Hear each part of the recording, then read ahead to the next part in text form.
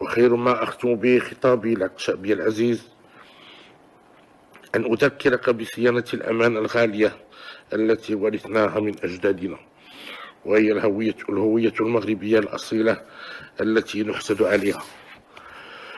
فمن واجبك الوطني والديني الحفاظ على هويتك والتمسك بالمذهب السني المالكي الذي ارتضاه المغاربة أبا عن جد. ولا تنسى لماذا ضحى المغاربة بأرواحهم في الحرب العالمية الأولى والثانية وفي مختلف بقاع العالم، ولماذا نفي جدنا المنعم جلالة الملك محمد الخامس طيب الله ثراه.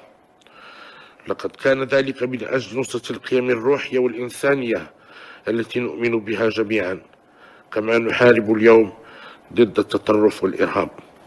فهل هناك سبب يدفعنا للتخلي عن تقاليدنا وقيمنا الحضارية القائمة على التسامح والاعتدال واتباع مذاهب أخرى لا علاقة لها بتربيتنا وأخلاقنا؟ طبعا لا.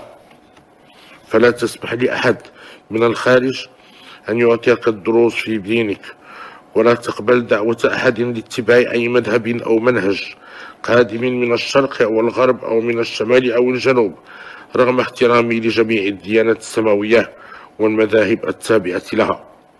وعليك أن ترفض كل دوافع التفرقة، وأن تظل كما كنت دائما غيورا على وحدة مذهبك ومقدساتك، ثابتا على مبادئك ومعتزا بدينك وبانتمائك لوطنك. قال تعالى: كلوا من رزق ربكم واشكروا له، بلدة طيبة ورب غفور. صدق الله العظيم، والسلام عليكم ورحمة الله تعالى وبركاته.